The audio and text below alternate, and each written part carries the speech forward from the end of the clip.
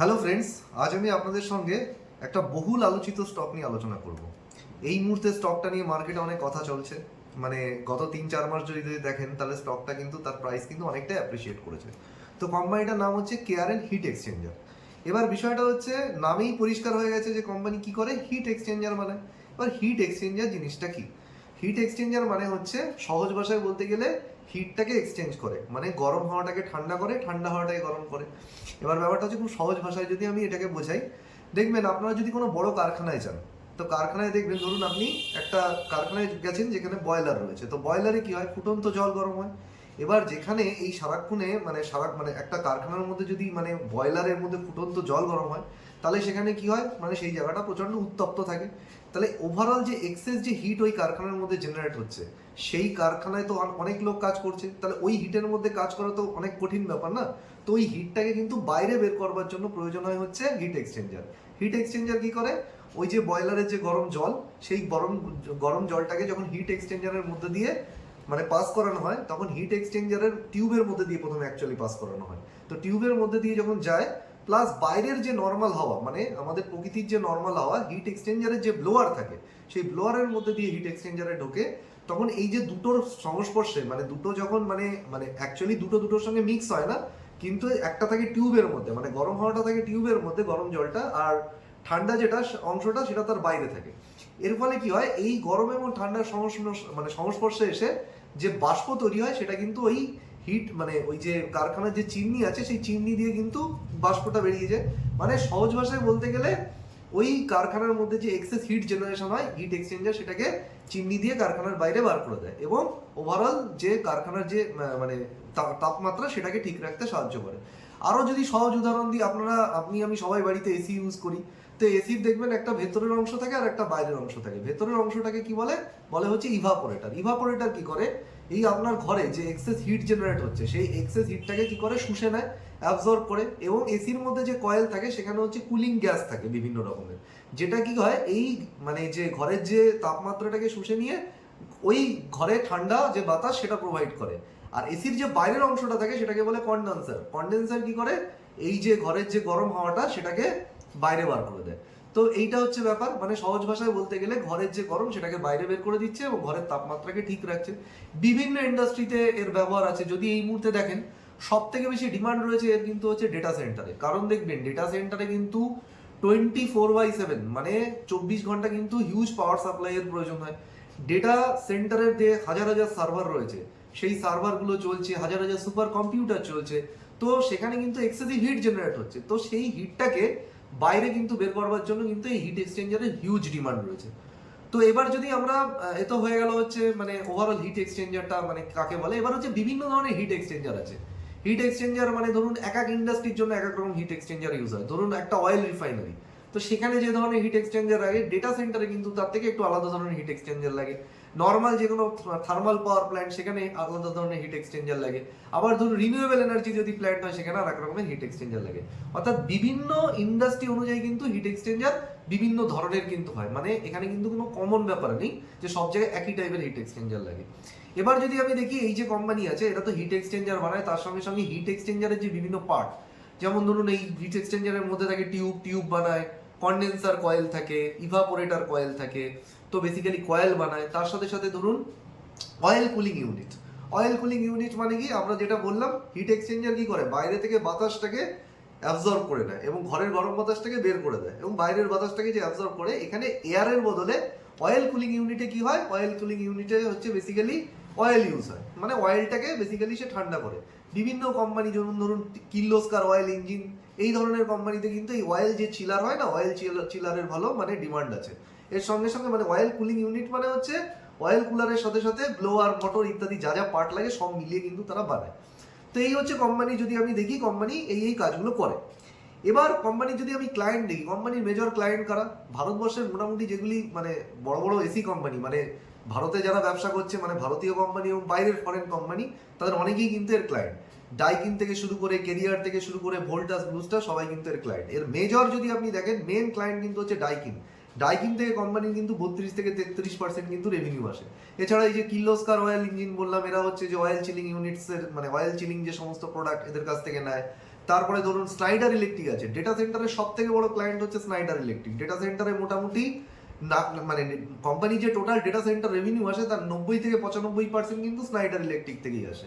তো এটা হয়ে গেল। এবার যদি আমরা কোম্পানির ওভারঅল পারফরমেন্সের দিকে যদি তাকাই, তাহলে কোম্পানির রেভিনিউ গ্রোথ এসছে কিন্তু 36%, মানে গত বছরের মার্চ কোয়ার্টার থেকে এই বছরের মার্চ কোয়ার্টারে 36% রেভিনিউ গ্রোথ এসছে। আপনি যদি ফুল ইয়ারে দেখেন 40% রেভিনিউ গ্রোথ এসছে। তো রেভিনিউ গ্রোথ একদম ঠিকঠাক জায়গায় রয়েছে। তো কোম্পানির যে ম্যানেজমেন্ট, কোম্পানির ম্যানেজমেন্টের যদি আমরা দেখি, এই যে রেভিনিউ গ্রোথের যে তারা মোটামুটি গাইডেন্স দিয়েছিল সেটা কিন্তু মোটামুটি তারা মেনটেন করতে পেরেছে। কিন্তু এখানেও বেশ কিছু গড়বড় রয়েছে। আসলে কোম্পানির ম্যানেজমেন্ট তাদের বিভিন্ন রকম কনকলে না এটা নিয়ে একটা ধোঁয়াশা সৃষ্টি হয়েছিল, যেটা আমি একটু বাদেই ডিসকাশন করব। তো সেই ধোঁয়াশার জায়গাটা ক্লিয়ার করতে হবে।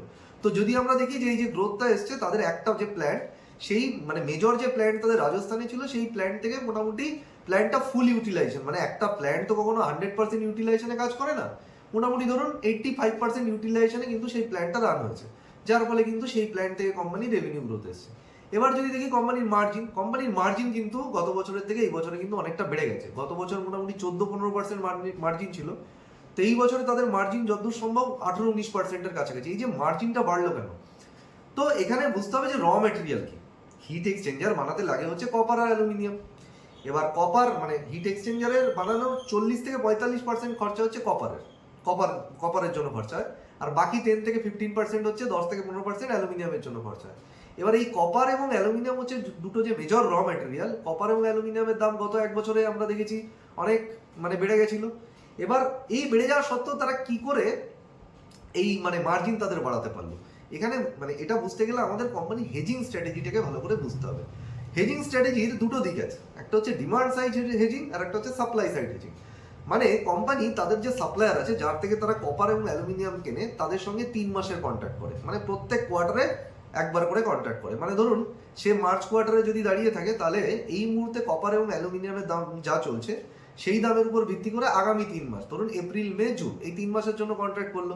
এবার এই 3 মাসে যদি কপার এবং অ্যালুমিনিয়ামের দাম বেড়েও যায়, তাতেও কোনো প্রবলেম নেই। সে কিন্তু কপার এবং অ্যালুমিনিয়াম যেহেতু সে মানে ফিক্সড প্রাইসে কন্ট্রাক্ট করেছে, তো সে ফিক্সড প্রাইসেই কিনবে। যে দামে কন্ট্রাক্ট হয়েছে, দাম বেড়ে গেলেও সে সেই দামে কিনবে। তো এটা গেল। সেকেন্ড যেটা হচ্ছে, তারা যাকে মানে এই হিট এক্সচেঞ্জার ব্যাচে যে সমস্ত ক্লায়েন্টকে, সেখানে কিন্তু তাদের 100% পাস অন ক্লজ আছে। 100% পাস অন ক্লজ মানে যদি মার্কেটে র মেটেরিয়ালের দাম মানে ধরুন কপার এবং অ্যালুমিনিয়ামের দাম যদি বেড়ে যায়, তাহলে তারা কিন্তু হিট এক্সচেঞ্জারের দাম কিন্তু বাড়িয়ে দেবে। মানে সহজ উদাহরণ দিয়ে যদি বলি, ধরুন কপার অ্যালুমিনিয়ামের দাম ধরুন 20% বেড়ে গেল, তাহলে হিট এক্সচেঞ্জারের প্রাইসও তারা 20% বাড়িয়ে দেবে।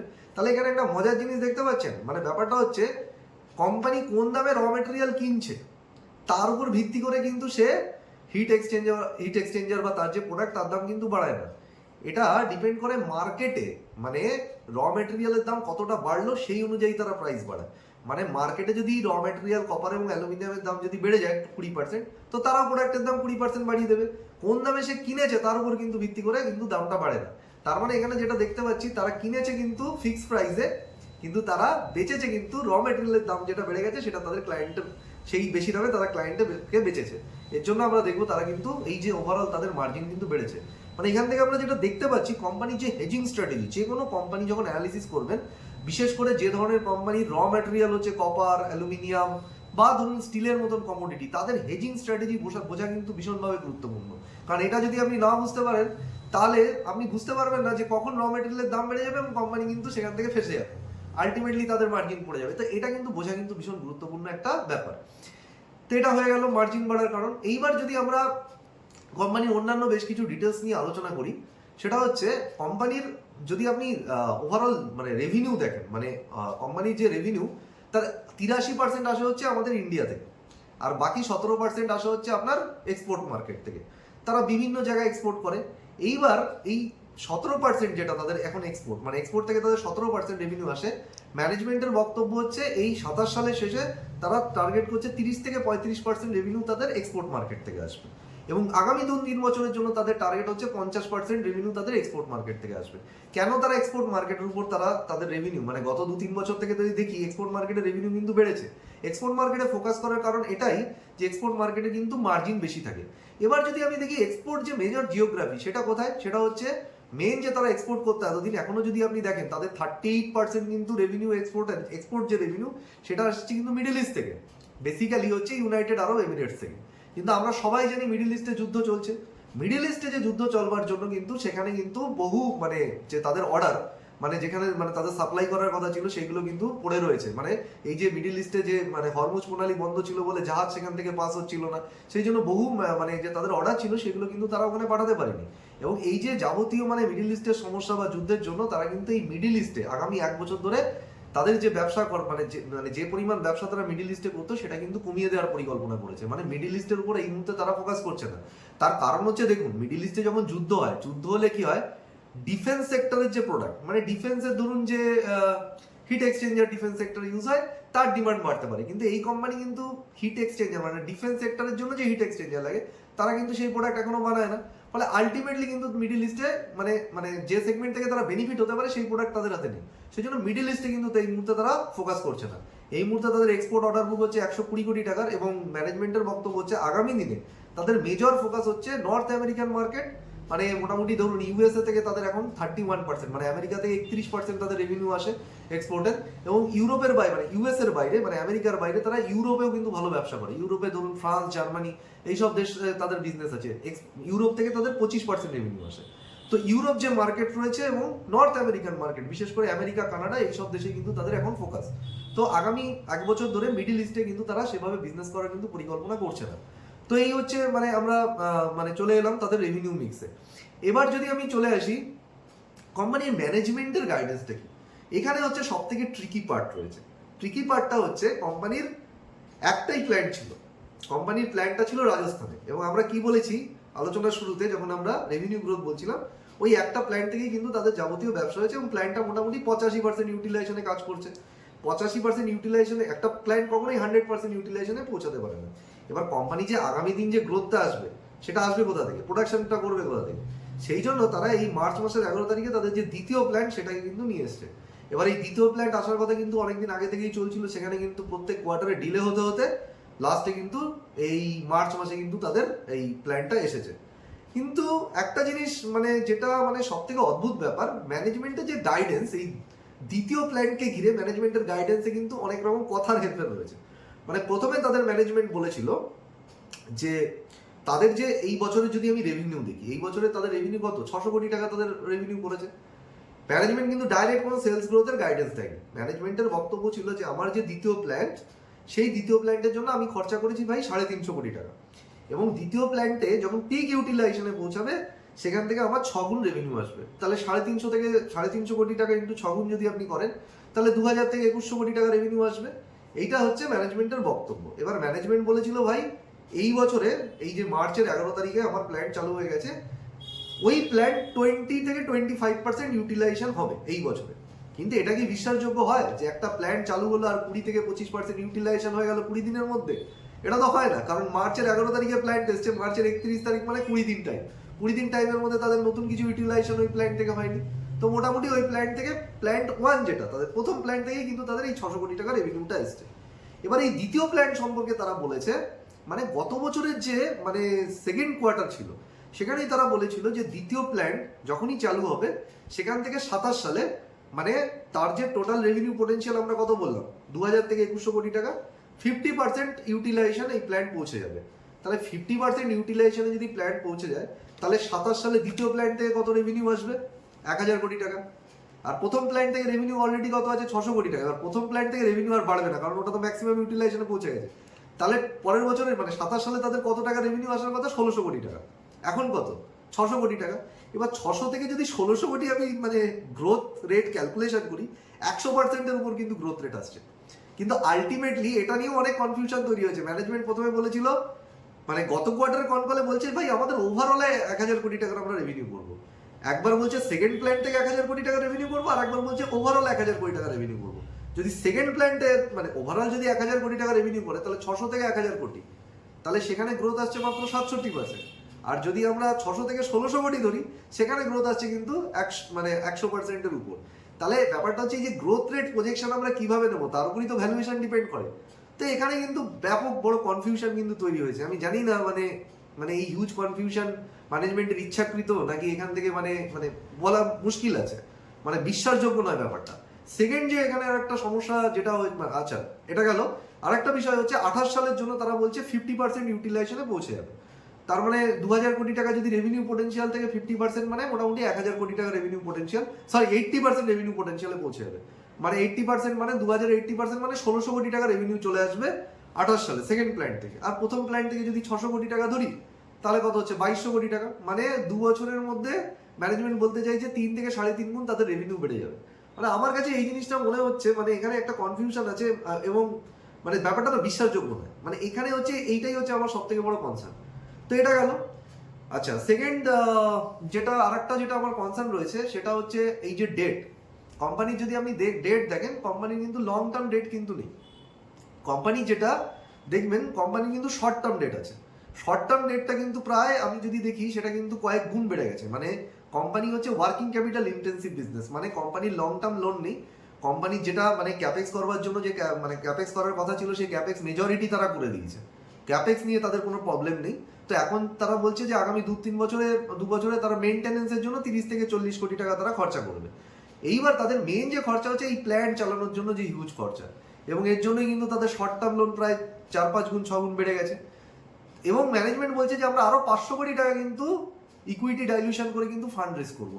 মানে ইকুইটি ডাইলিউশন করে ফান্ড রেজ করবো মানে হচ্ছে এই যে 500 কোটি টাকা তারা মানে রেজ করবে সেটা কিন্তু এই ওয়ার্কিং ক্যাপিটাল পারপাস মেটানোর জন্য।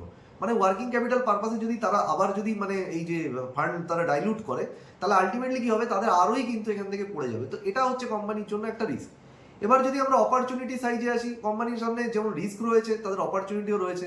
আচ্ছা রিস্কের মধ্যে আরেকটা রিস্ক যেটা বলে নেওয়া দরকার, কোম্পানির তো ক্লায়েন্ট কনসেন্ট্রেশন রিস্ক রয়েছে। কারণ আমি একটু আগেই বললাম ডাইকিং থেকে তাদের 32-32% রেভিনিউ আসে। মোটামুটি টপ 10 ক্লায়েন্টে কিন্তু তাদের 75-80% রেভিনিউ আসে। তো সুতরাং এখানে ক্লায়েন্ট কনসেন্ট্রেশন রিস্কও কিন্তু রয়েছে। এবার রিস্কের সাইড তো গেল, এবার অপরচুনিটি সাইড যদি বলি, মেজর অপরচুনিটি কি এই মুহূর্তে ডেটা সেন্টার। কারণ আপনি যদি দেখেন ভারতবর্ষে কিন্তু ডেটা সেন্টার এই মুহূর্তে কিন্তু বিশাল গ্রোথ করছে। বড় বড় কোম্পানি মানে এই যে যত পাওয়ার থিম দেখবেন না, ডেটা সেন্টার রিলেটেড যে থিম, সেখানে কিন্তু প্রত্যেকটা পাওয়ার কোম্পানি যেখানে হচ্ছে ধরুন এই যে ডেটা সেন্টারে মানে যে হিউজ পাওয়ার ডিমান্ড রয়েছে তার জন্য প্রত্যেকটা পাওয়ার কোম্পানি কিন্তু এই মুহূর্তে ডেটা সেন্টার নিয়ে কথা বলছে। ভারতের গভর্নমেন্ট বলছে যে এই ইন্ডিয়ার ডেটা সেন্টারকে যদি ফরেন কোম্পানিগুলো ইউজ করে এবং তাদের ডেটা স্টোর রাখে তাহলে ট্যাক্স হলিডে পাবে। তো ওভারঅল এই ডেটা সেন্টারে কিন্তু তাদের কিন্তু বিশাল ফোকাস রয়েছে। এই মুহূর্তে ডেটা সেন্টারে যে হিট এক্সচেঞ্জার লাগে, ভারতের বড় বড় সমস্ত ডেটা সেন্টারকে এরা সাপ্লাই দেয়। রিসেন্টলি একটা বড় ডেটা সেন্টার থেকে এরা মানে অর্ডারও পেয়েছে। এবং কোম্পানির বক্তব্য হচ্ছে আচ্ছা ডেটা সেন্টারে তাদের যদি আপনি ওভারঅল 1 বছরের গ্রোথ দেখেন, মানে গত বছর থেকে এই বছরে তাদের রেভিনিউ গ্রোথ এসছে 16%, যেটা গত বছরে ছিল 7%। এবং ম্যানেজমেন্টের বক্তব্য হচ্ছে তারা এই ডেটা সেন্টারে যে হিট এক্সচেঞ্জার লাগে, এই হিট এক্সচেঞ্জারটা না মানে নর্মাল যে হিট এক্সচেঞ্জার অন্যান্য সেক্টরে লাগে সেখান থেকে কিছুটা কিন্তু আলাদা হয়। মানে এটা কিন্তু একটু হাই মার্জিন প্রোডাক্ট। এই যে মানে সেগমেন্টে কোম্পানির এই মুহূর্তে মার্কেট শেয়ার হচ্ছে 10-12%। ম্যানেজমেন্ট এই মার্কেট শেয়ারকে 50%-এ নিয়ে যেতে চায়। মানে আপনি বুঝতে পারছেন এখানে হচ্ছে মেজর যে প্লে সেটা হচ্ছে ডেটা সেন্টার প্লে। সেকেন্ড আর একটা হচ্ছে কোম্পানি স্পিয়ার রেফ্রিজারেশন বলে একটা কোম্পানিকে তারা অ্যাকুইজিশন করেছে। এটা হচ্ছে মানে আপনারা দেখেছেন না এসি বাস, সেই এসি বাসের মানে যে বাস মানে এসি বাসের যে পুরো ইনফ্রাস্ট্রাকচার, সেই পুরো এসি বাসের ইনফ্রাস্ট্রাকচার কিন্তু এই কোম্পানি যাকে অ্যাকুইজিশন করেছে তারা কিন্তু বানায়। তো বেসিক্যালি এই এসি বাসের মার্কেট হচ্ছে এই মুহূর্তে 1000 কোটি টাকার। এটা কিন্তু 20-25% প্রতি বছর রেটে কিন্তু গ্রোথ করবে। এবং ম্যানেজমেন্টের এই বছর রেভিনিউ এসছে এই বাস এসি মার্কেট থেকে মানে এই সেগমেন্ট থেকে 10 কোটি টাকা। ম্যানেজমেন্টের বক্তব্য হচ্ছে যে আমরা এখানে 27 সালের মধ্যে 15% মার্কেট শেয়ার অ্যাচিভ করে ফেলবো। তার মানে 1000 কোটি টাকা যদি রেভিনিউ পোটেনশিয়াল হয় পুরো ইন্ডাস্ট্রি, 15% মার্কেট শেয়ার মানে 150 কোটি টাকা তারা বলছে এই সেগমেন্ট থেকে তাদের রেভিনিউ আসবে।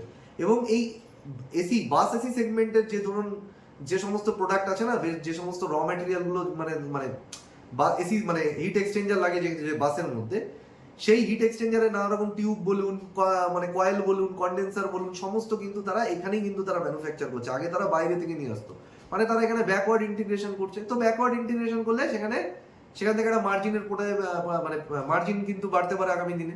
আচ্ছা এছাড়াও কিন্তু তাদের রেলওয়ের জন্য একটা আলাদা সাবসিডিয়ারি আছে, সেই সাবসিডিয়ারি রেলওয়ের জন্য বেশ কিছু অর্ডার পেয়েছে।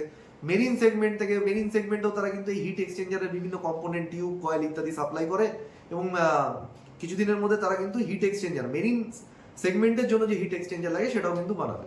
তো এই হচ্ছে তাদের ওভারঅল অপরচুনিটি সাইড। তো মার্জিন যদি আমি পোটেনশিয়াল দেখি, আর একটা জিনিস হ্যাঁ, তাদের মার্জিন ড্রাইভার যেটা হচ্ছে সেটা হচ্ছে তারা কিন্তু নিজেদের যে পাওয়ার প্ল্যান্ট মানে নিজেদের যে পাওয়ার রিকোয়ারমেন্টের জন্য কিন্তু তারা নিজেরা নিজেদের মানে প্ল্যান্টে কিন্তু মানে সোলার পাওয়ারের উপর নির্ভর করছে। তো সোলার পাওয়ারের উপর যে নিজেদের যে ক্যাপটিভ পারপাসের জন্য যে সোলার পাওয়ার প্ল্যান্ট তারা বসিয়েছে, এর জন্য কি হবে, তাদের ইলেকট্রিসিটি কস্ট অনেকটা কমে যাবে। প্লাস হচ্ছে মানে এই যে হিট এক্সচেঞ্জারের যে টিউব লাগে, তো 7 মিলিমিটার টিউব জেনারেলি ইউজ হয়, সেটাকে তারা কমিয়ে 5 মিলিমিটার করছে। এতে কিন্তু তাদের মানে হিট এক্সচেঞ্জারের যে কাজ সেটা কিন্তু ক্ষতিগ্রস্ত হবে না, সেম কাজই হবে, কিন্তু এই যে ডায়ামিটারটা কমিয়ে দিচ্ছে বলে তাদের 10% কস্ট সেভিং হবে। তো এইগুলোর জন্য মানে এইগুলো করে তারা তাদের মার্জিনটাকে যেটা সেটাকে প্রোটেক্ট করতে চাইছে। তো এই হচ্ছে তাদের মানে ওভারঅল যদি আমি দেখি, এই হচ্ছে ওভারঅল ডিসকাশন। এখানে যদি আমি অপরচুনিটি ওয়াইজ একটা জিনিস দেখে নেওয়া দরকার যে কিছু মিস করলাম কিনা। তো মোটামুটি যেগুলো মোটামুটি যেগুলো তাদের গ্রোথ এরিয়া ছিল তার পুরোটাই আমি এখানে আলোচনা করেছি, তো মোটামুটি কোনো অসুবিধা নেই। তো এই মুহূর্তে যদি আমি কোম্পানিকে দেখি, কোম্পানির যে বিগেস্ট মানে আমার কাছে যেটা রিস্ক মনে হয়, কোম্পানি ম্যানেজমেন্ট যে গাইডেন্স দিচ্ছে সেটা মানে নিয়ে কনফিউশন আছে। একটা চ্যানেলে এসে তারা এর আগে বলেছে যে তারা প্রথমে বলেছে যে না আমরা সেকেন্ড প্ল্যান্ট থেকে আশা করছি 1,000 কোটি টাকা রেভিনিউ, আর একবার বলছে তারা পুরো প্ল্যান্ট থেকে আশা করছে 1,000 কোটি টাকা রেভিনিউ। এইখানে আমার মনে হয় যে ক্ল্যারিটির অভাব আছে। তো আলটিমেটলি ম্যানেজমেন্টের আগামী দিনে যদি কোনোভাবে এসে যদি এই যে এখন যে তারা রেভিনিউয়ের গাইডেন্সটা মানে ক্যাপাসিটি যে তারা বলছে যে ইউটিলাইজেশন হবে, সেইটা যদি কোনো মতে যদি মানে অন্য কথা এসে বলে, তাহলে কিন্তু এই স্টক কিন্তু এখান থেকে আবার কিন্তু রিরেট করতে পারে। তো এইটা হচ্ছে একটা সমস্যা। আর প্লাস হচ্ছে কোম্পানির যে ইনভেন্টারি লেভেল, ইনভেন্টারি নিয়েও কিন্তু ওয়ার্কিং ক্যাপিটাল যদি আপনি দেখেন সেখানেও কিন্তু কিছু সমস্যা রয়েছে। কারণ হচ্ছে কোম্পানি ইনভেন্টারি ডেজ বেড়ে গেছে, তার কারণ হচ্ছে ওই যে মিডিল ইস্টে তারা যে 20 দিনের মতো তাদের মানে 20 কোটি টাকার মতো তাদের অর্ডার ছিল, সেটা তাদের ওয়্যার হাউসে পড়ে আছে, পাঠাতে পারেনি। 8 কোটি টাকার অর্ডার পাঠিয়েছে, সেখানে বিলিং হয়নি, ফলে ওভারঅল ইনভেন্টারির অ্যামাউন্ট কিন্তু বেড়ে গেছে। রিসিভেবলের অ্যামাউন্টও বেড়েছে। রিসিভেবলের অ্যামাউন্ট বেড়ে যাওয়ার কারণ হচ্ছে মানে তাদের যে সমস্ত ক্লায়েন্ট, তাদের মধ্যে মানে তাদের ক্লায়েন্টের অনেকেই আছে যাদের মিডিল ইস্টে ব্যবসা আছে। তো মিডিল ইস্টের ব্যবসা তারা বন্ধ করে দিয়েছে, বা মিডিল ইস্টের ব্যবসা তাদের ভালো চলেনি। অনেকে আছে মিডিল ইস্টের র মেটেরিয়ালের উপর ডিপেন্ড করে, মানে র মেটেরিয়াল তাদের মিডিল ইস্ট থেকে আসে। এবার মিডিল ইস্টের র মেটেরিয়ালের দাম বেড়ে গেছে বলে তারাও তাদের মানে প্রথম কথা হচ্ছে মানে তারা কেনা মানে তারা আগে যতটা মানে কিনতো সেই পরিমাণটা কমিয়ে দিয়েছে, তারা নিজেদের প্রোডাক্টের দাম বাড়িয়ে দিয়েছে, তার ফলে কিন্তু সেখানে ডিমান্ডের সমস্যা এসে গেছে। ফলে ক্লায়েন্ট নিজেই মানে এখানে তাদের যারা ক্লায়েন্ট আছে তারাই হচ্ছে মানে এখানে তাদের মানে ব্যবসা ভালো চলছে না মিডিল ইস্ট ক্রাইসিসের জন্য। ফলে তারা যেহেতু পেমেন্ট করতে পারছে না, সেখানে কিন্তু একটা রিসিভেবলের সমস্যা রয়েছে। তো এই হচ্ছে ওভারঅল। তো আমি যদি মানে ফাইনাল কনক্লুশনটা নিই, বেট হিসাবে আমি বলবো মানে high risk bet, high risk high reward bet. তো কোম্পানির কিন্তু যেরকম পোটেনশিয়ালও রয়েছে হিউজ, সেক্টরে তো অনেক পোটেনশিয়াল রয়েছে, তার সাথে সাথে কিন্তু অনেক রিস্কও রয়েছে। সুতরাং আপনি আপনার যে রিস্ক রিওয়ার্ড সেই অনুযায়ী ডিসিশন নেবেন। তো আশা করি ভিডিওটা ভালো লাগলো। যদি ভালো লেগে থাকে তাহলে লাইক শেয়ার এবং সাবস্ক্রাইব করবেন। তো আবার অন্য কোনো একটা ভিডিওতে দেখা হচ্ছে, ভালো থাকবেন।